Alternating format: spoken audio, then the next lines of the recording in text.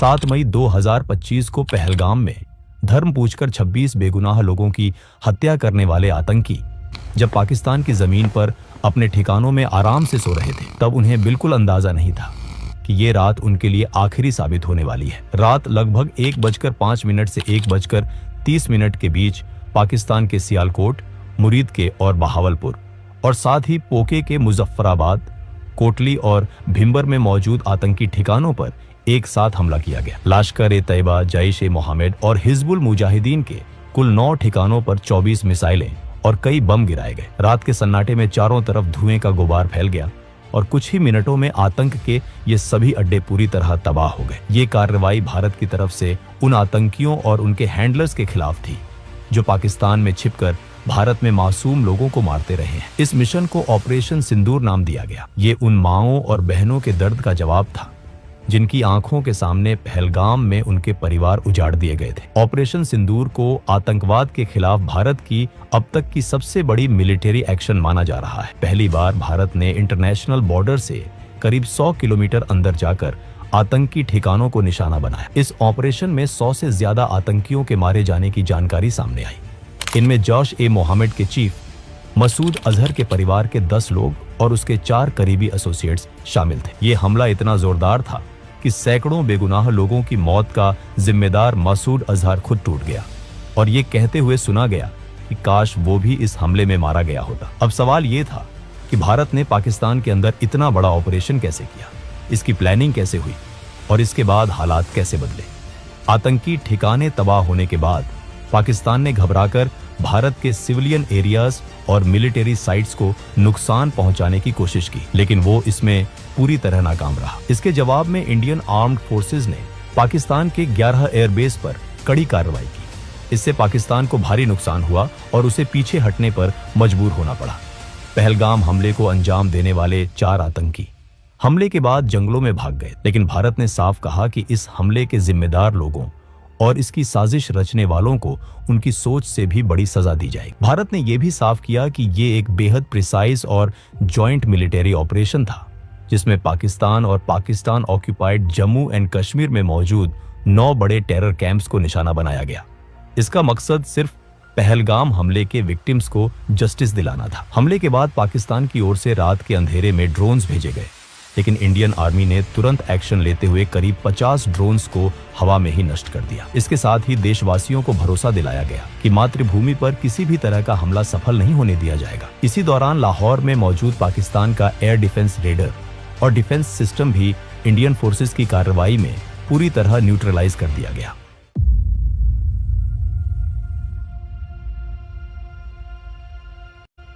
इस पूरी कहानी की शुरुआत 22 अप्रैल 2025 से होती है, जब पाकिस्तान के आतंकी संगठन लश्कर-ए-तैयबा से जुड़े उसके फ्रंट ग्रुप टीआरएफ के 5 से 6 आतंकियों ने पहलगाम की बैसरन घाटी को पूरी तरह दहशत में बदल दिया।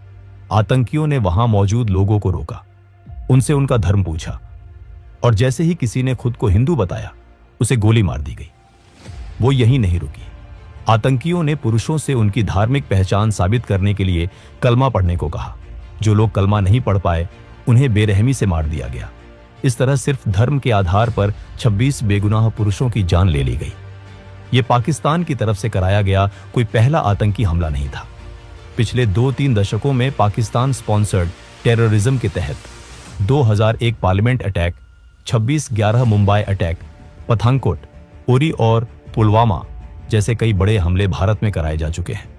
साल 2024 में भी जम्मू कश्मीर के सोनमार्ग, गुलमर्ग और रियासी में हमले हुए थे, लेकिन पहलगाम का हमला इन सब से अलग था। इस बार आतंकियों ने इंसानियत की हर सीमा पार कर दी थी। धर्म के आधार पर की गई इन हत्याओं ने भारत की सहन शक्ति की हद भी पार कर दी। वहीं दूसरी तरफ पाकिस्तान ने हमेशा की तरह वही पुराना खेल शुरू कर दिया। कभी उसने पहलगाम हमले में शामिल आतंकियों को फ्रीडम फाइटर्स बताया, तो कभी भारत पर ही आरोप लगाने लगा। इस बार भारत सरकार ने पाकिस्तान से सिर्फ बयानबाजी करने के बजाय ठोस कदम उठाने का फैसला किया। सबसे पहले डिप्लोमेटिक लेवल पर ऐसे फैसले लिए गए जो पहले कभी नहीं किए गए थे। भारत ने इंडस वाटर ट्रीटी को सस्पेंड कर दिया। पाकिस्तान की करीब 80% खेती योग्य जमीन इंडस रिवर और उसकी सहायक नदियों के पानी पर निर्भर है, जिसे वहां की लाइफलाइन माना जाता है। भारत के पास अब ये अधिकार था कि वो इन नदियों के पानी को रोके या बिना किसी वार्निंग के एक साथ पानी छोड़े। इससे पाकिस्तान को कभी सूखे और कभी बाढ़ जैसी स्थिति का सामना करना पड़ सकता है। इसके अलावा अटारी चेक पोस्ट को बंद किया गया, SVES वीजा रद्द किए गए और पाकिस्तान के खिलाफ 4 और सख्त फैसले लिए गए। पाकिस्तान के सेलिब्रिटीज, क्रिकेटर, मीडिया हाउस और सरकार से जुड़े सोशल मीडिया अकाउंट्स को इंडिया में बैन कर दिया गया। OTT प्लेटफॉर्म से भी सभी पाकिस्तानी फिल्में, शोज और सॉन्ग्स हटाने का आदेश दिया गया। इस बार भारत साफ तौर पर पाकिस्तान के आतंकवाद पर हमेशा के लिए फुल स्टॉप लगाना चाहता था। इसलिए एक तरफ जहां पाकिस्तान को इंटरनेशनल लेवल पर आइसोलेट करने के लिए डिप्लोमेटिक स्टेप्स उठाए जा रहे थे, वहीं दूसरी तरफ आतंकियों के खिलाफ मिलिट्री ऑपरेशन की प्लानिंग को लेकर हाई लेवल मीटिंग्स लगातार चल रही। प्रधानमंत्री नरेंद्र मोदी पहले ही बिहार की एक जनसभा में साफ शब्दों में कह चुके थे कि इस हमले में शामिल आतंकियों और इसकी प्लानिंग करने वालों को उनकी कल्पना से भी कहीं बड़ी सजा दी जाएगी। 2016 में उरी सर्जिकल स्ट्राइक और 2019 में बालाकोट एयर स्ट्राइक के बाद पाकिस्तान को अच्छी तरह समझ आ चुका था कि भारत जरूरत पड़ने पर सैन्य कार्रवाई करने से पीछे नहीं हटता। इसी डर की वजह से पहलगाम हमले के बाद पाकिस्तान को आशंका थी कि इस बार भी भारत जवाबी कार्रवाई करेगा। इसी बीच वो LOC पर लगातार फायरिंग करके माहौल बिगाड़ने की कोशिश करने लगा। उसका मकसद साफ था, तनाव बढ़ाकर विदेशी ताकतों का ध्यान खींचना, ताकि न्यूक्लियर वॉर का डर दिखाकर भारत पर दबाव बनाया जा सके और उसे किसी कार्रवाई से रोका जा सके। लेकिन भारत ने इन चालों की परवाह नहीं की। पहलगाम हमले के बाद भारत पूरी गंभीरता से आतंकियों के खिलाफ एक बड़े ऑपरेशन की तैयारी में जुट चुका था। 19 अप्रैल को दिल्ली में एक हाई लेवल मीटिंग हुई। इस मीटिंग में प्रधानमंत्री नरेंद्र मोदी, रक्षा मंत्री Rajnath Singh, national security adviser Ajit Doval, chief of defence staff general Anil Chauhan और तीनों सेनाओं के प्रमुख मौजूद थे। इस बैठक में प्रधानमंत्री मोदी ने साफ कहा कि आतंकवाद को खत्म करने के लिए सेनाएं जो जरूरी समझें वो कदम उठाएं। उन्हें पूरी छूट दी गई। इसके बाद भारतीय सेनाओं ने फैसला किया कि पाकिस्तान और पाकिस्तान के कब्जे वाले जम्मू कश्मीर में मौजूद आतंकी ठिकानों पर एक बड़ी एयर स्ट्राइक की जाएगी। मकसद साफ था, उन ठिकानों को खत्म करना जहां बैठकर भारत पर हमलों की साजिश रची जाती थी और जहां आतंकियों को ट्रेनिंग दी जाती थी। इस काम में खुफिया एजेंसियां भी पूरी ताकत से जुट गई। रॉ और NTRO ने पाकिस्तान और POK में मौजूद आतंकी ठिकानों की रियल टाइम जानकारी जुटानी शुरू कर दी। हर एजेंसी, हर अफसर अपना सबसे अच्छा देने में लगा हुआ था। सभी के मन में एक ही बात, पहलगाम हमले के दोषियों और उनके अड्डों को खत्म करना। ऑपरेशन से जुड़ी कोई भी जानकारी बाहर न जाए, इसके लिए पूरी गोपनीयता बढ़ती जा रही। बहुत कम समय में रॉ और NTRO ने कुल 21 आतंकी ठिकानों की पूरी जानकारी इकट्ठा कर ली और ये इनपुट्स प्लानिंग टीम को दे दिए गए। इन 21 में से 9 सबसे अहम और खतरनाक ठिकानों को चुना गया। यही वो जगहें थीं जहां से पुलवामा, 26 नवंबर और पहलगाम जैसे बड़े हमलों की साजिश रची गई थी। इन 9 ठिकानों पर लगातार नजर रखी जाने लगी। उन्हें पूरी तरह सर्विलांस में रखा गया। NSA अजीत डोभाल ने इन 9 टारगेट्स को फाइनल किया और 5 मई तक पूरे ऑपरेशन का ब्लूप्रिंट तैयार कर लिया।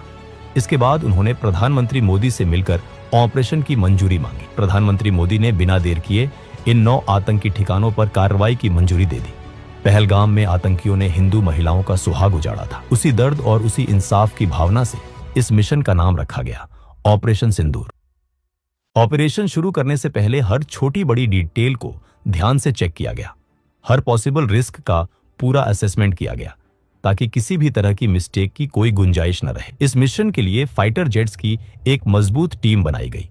इसमें रफाल, मिराज और सुखोई MKI जैसे एडवांस्ड और लॉन्ग रेंज स्ट्राइक करने वाले फाइटर जेट्स शामिल थे। इन सभी एयरक्राफ्ट को इंडियन एयर स्पेस में रहकर ही ऑपरेशन करना था। रफाल और मिराज को फ्रंट लाइन पर रहकर अटैक एग्जीक्यूट करने की जिम्मेदारी दी गई, जबकि सुखोई MKI जेट्स को एयर डिफेंस कवर देना था ताकि अगर कोई खतरा सामने आए तो तुरंत उसे हैंडल किया जा सके। ऑपरेशन में हाई प्रिसिशन और लॉन्ग रेंज वेपन्स का इस्तेमाल होना था। इसमें एस्कैल्प, ब्राह्मोस और हैमर जैसे मॉडर्न वेपन्स शामिल थे। एस्कैल्प एक क्रूज मिसाइल है जो करीब 550 किलोमीटर दूर मौजूद टारगेट को पिन पॉइंट एक्यूरेसी के साथ डिस्ट्रॉय कर सकती है। यह बहुत लो एल्टीट्यूड पर उड़ती है जिससे एनिमी रेडर इसे डिटेक्ट नहीं कर पाते। ब्राह्मोस एक सुपरसोनिक क्रूज मिसाइल है जिसे इंडिया और रशिया ने मिलकर डेवलप किया है। इसे लैंड, सी या एयर किसी भी प्लेटफॉर्म से लॉन्च किया जा सकता है। इसकी स्पीड साउंड से करीब 3 गुना ज्यादा होती है और यह 500 किलोमीटर तक पहुंच जाती। इसके अलावा फ्रांस की टेक्नोलॉजी से बना हैमर बॉम्ब भी इस्तेमाल किया जाना था। यह बॉम्ब 250 से 1000 किलो तक का पेलोड ले जा सकता है और बिना जीपीएस सिग्नल के भी करीब 70 किलोमीटर दूर के टारगेट को पूरी तरह डिस्ट्रॉय कर सकता है। ऑपरेशन में स्पाइस 2000 बम का इस्तेमाल भी तय था। इस मिशन में कमिकाज़ी ड्रोन्स भी एक बहुत अहम रोल निभा रहे थे। ऑपरेशन से पहले ये ड्रोन्स एनिमी टेरिटोरी में घुसकर लगातार सर्वेलेंस कर रहे थे। इससे ऑपरेशन टीम को रियल टाइम और एक्यूरेट इनपुट्स मिल रहे थे ताकि किसी भी तरह की गलती ना हो। इंडिया ने जिन 9 सबसे इंपॉर्टेंट टेररिस्ट टारगेट्स को चुना था, उनमें से 5 टारगेट पीओके मेन एलओसी से सिर्फ कुछ किलोमीटर की दूरी पर थे।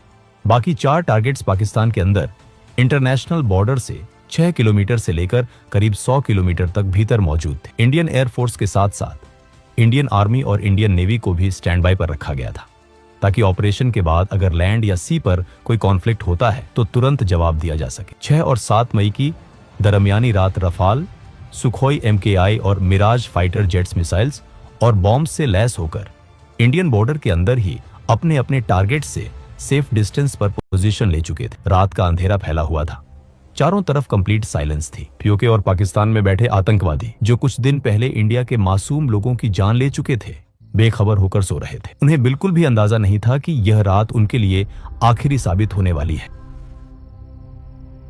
रात के 1 बजे के बाद जब चारों तरफ पूरी तरह सन्नाटा था, उसी वक्त भारत की तरफ से पहला हमला शुरू हुआ। सबसे पहले पीओके की राजधानी मुजफ्फराबाद में मौजूद लश्कर-ए-तैयबा के सवाई नला ट्रेनिंग कैंप को निशाना बनाया गया। यही वो जगह थी जहां ट्रेनिंग लेकर आए आतंकियों ने 2024 में सोनमर्ग और गुलमर्ग में और 22 अप्रैल 2025 को पहलगाम में भारत के निर्दोष लोगों की जान ली। जैसे ही सर्वेलेंस ड्रोन से ग्रीन सिग्नल मिला, इंडियन फाइटर जेट्स ने मिसाइल्स और बॉम्ब्स दागने शुरू कर दिए।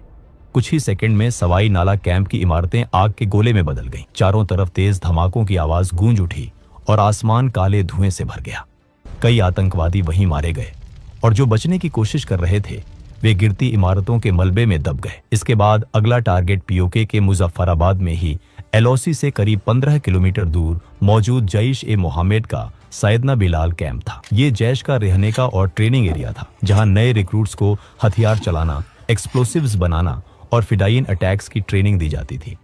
तीसरा टारगेट एलओसी से करीब 30 किलोमीटर दूर पीओके के कोतली इलाके में मौजूद लश्कर-ए-तैयबा का गुलपुर कैंप था। इन दोनों कैंप्स पर भी हमला कर दिया गया। इसी कैंप से ट्रेनिंग लेकर आए आतंकियों ने अप्रैल 2023 और जून 2024 में पुंछ में तीर्थ यात्रियों से भरी बसों पर हमला किया था। सैयदना बिलाल कैंप और गुलपुर कैंप पर मिसाइल्स और बॉम्ब्स की लगातार बारिश होने लगी। इस पूरे वक्त प्रधानमंत्री नरेंद्र मोदी लगातार NSA अजित डोभाल के संपर्क में थे और ऑपरेशन की हर अपडेट ले रहे थे।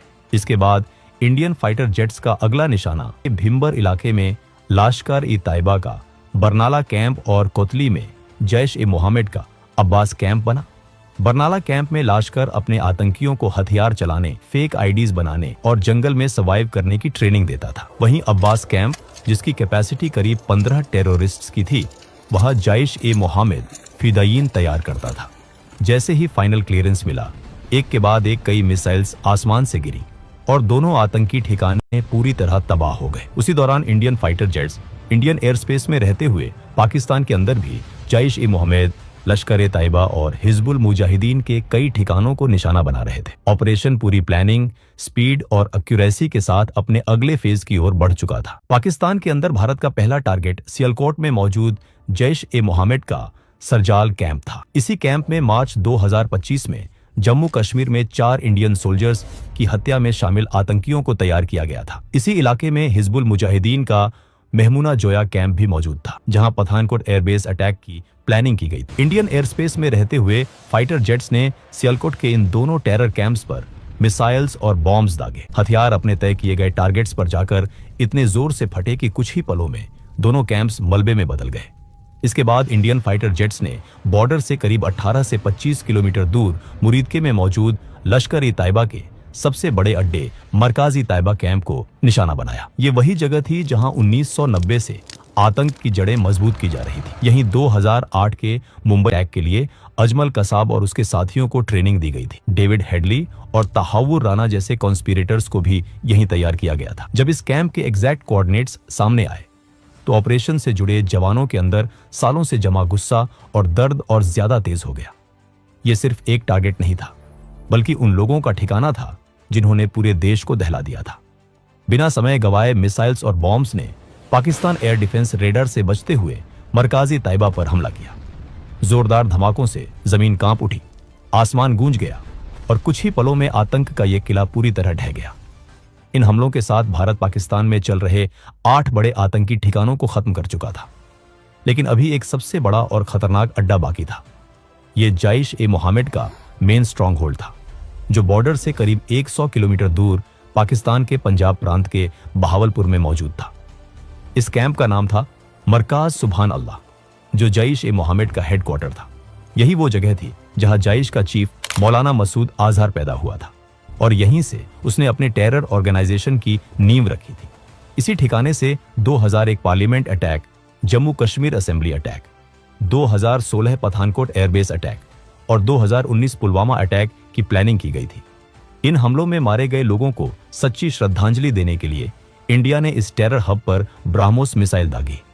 कुछ ही मिनटों में जैश के हेडक्वार्टर की इमारतें पूरी तरह तबाह हो गई। इस हमले में मसूद अजहर के कई रिश्तेदार और जैश के टॉप कमांडर्स मारे गए। रात करीब 1:05 पर शुरू हुआ यह ऑपरेशन सिर्फ 25 मिनट में खत्म हो गया। इस दौरान आतंक के कुल 9 बड़े ठिकाने पूरी तरह नष्ट कर दिए गए और 100 से ज्यादा आतंकवादी मारे गए। इस ऑपरेशन में मसूद अजहर का भाई और इंडियन एयरलाइंस IC 814 हाईजैकिंग का मास्टरमाइंड अब्दुल रऊफ अजहर भी मारा गया। इसके अलावा उसके 2 साले और जैश के सीनियर कमांडर्स मोहम्मद यूसुफ अजहर और हफीज मोहम्मद जमील भी इस हमले में ढेर हो गए। इसके अलावा लश्कर-ए-तैयबा के 2 बड़े कमांडर खालिद और मुदस्सर खादियान खास भी मारे गए। भारत के ऑपरेशन सिंदूर का असर इतना गहरा था कि मसूद अजहर पूरी तरह टूट गया। इस हमले में उसके 10 रिश्तेदार और 4 करीबी लोग मारे गए। हालात ऐसे हो गए कि उसने ये तक कह दिया कि काश वो भी उनके साथ मारा गया होता। इस पूरे घटनाक्रम में एक खास बात यह रही कि भारत के ऑपरेशन से करीब 3 घंटे पहले पाकिस्तानी वायुसेना ने सोशल मीडिया प्लेटफॉर्म X पर भारत का मजाक उड़ाते हुए एक पोस्ट डाली थी। उसमें लिखा था, शांति से सो जाओ क्योंकि PF जाग रही है। लेकिन इसके 3 घंटे बाद ही भारत ने पाकिस्तान के आतंकी ठिकानों पर हमला कर उन्हें पूरी तरह तबाह कर दिया और पाकिस्तान को असली मायनों में जगा दिया। ऑपरेशन की सफलता के कुछ ही घंटों बाद 7 मई की दोपहर को भारत सरकार ने एक प्रेस कॉन्फ्रेंस की। इस मंच पर फॉरेन सेक्रेटरी विक्रम मिस्री, भारतीय वायुसेना की विंग कमांडर व्योमिका सिंह और भारतीय सेना की कर्नल सोफिया कुरैशी मौजूद थीं। ये कोई सामान्य प्रेस कॉन्फ्रेंस नहीं थी, बल्कि आतंकवाद के खिलाफ भारत का एक मजबूत और प्रतीकात्मक संदेश था। यह संदेश उन आतंकियों के लिए था जिन्होंने पहलगाम में लोगों से उनका धर्म पूछकर उन्हें मारा था और उनकी महिलाओं से कहा था कि जाकर सरकार को बता देना। उसी सोच को जवाब देने के लिए एक हिंदू और एक मुस्लिम महिला अधिकारी को सामने लाया गया। इससे भारत ने साफ दिखा दिया कि वो धर्म के आधार पर बंटा हुआ देश नहीं है, बल्कि एकजुट राष्ट्र है।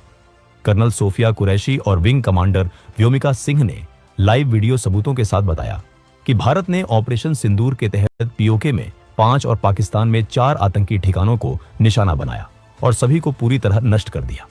ऑपरेशन के तुरंत बाद विदेश मंत्री S जयशंकर और राष्ट्रीय सुरक्षा सलाहकार अजित डोभाल ने अमेरिका, ब्रिटेन, रूस, सऊदी अरब और UAE जैसे देशों को इस कार्रवाई की जानकारी दी। दुनिया के कई बड़े देशों ने भारत की इस कार्रवाई को आतंकवाद के खिलाफ जरूरी कदम बताया। सबसे अहम बात यह रही कि इस बार भारत की विपक्षी पार्टियों ने भी कोई सवाल नहीं उठाया। सभी ने सेना की सराहना की, सरकार का समर्थन किया और आतंकवाद के खिलाफ देश की एकजुटता दिखाई।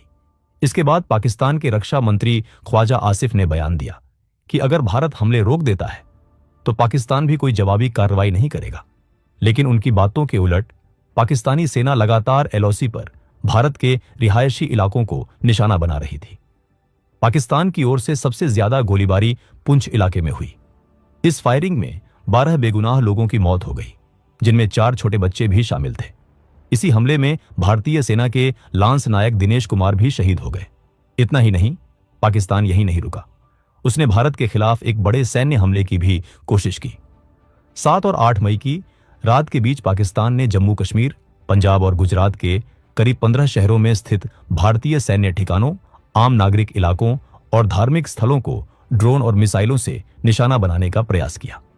लेकिन भारत पहले से ही पाकिस्तान की मंशा को समझ चुका था और पूरी तरह सतर्क था। जैसे ही ये ड्रोन और मिसाइल भारतीय हवाई सीमा में घुसे, भारत की मजबूत और कई स्तरों वाली वायु रक्षा प्रणाली ने उन्हें आसमान में ही नष्ट कर दिया। पाकिस्तान की यह साजिश पूरी तरह नाकाम हो गई। भारत ने पाकिस्तान को बता दिया कि वो अपने सुरक्षा से कभी समझौता नहीं करता। अगर कोई देश या संगठन भारत की ओर आंख उठाकर देखेगा तो उसका जवाब उसी भाषा में दिया जाएगा।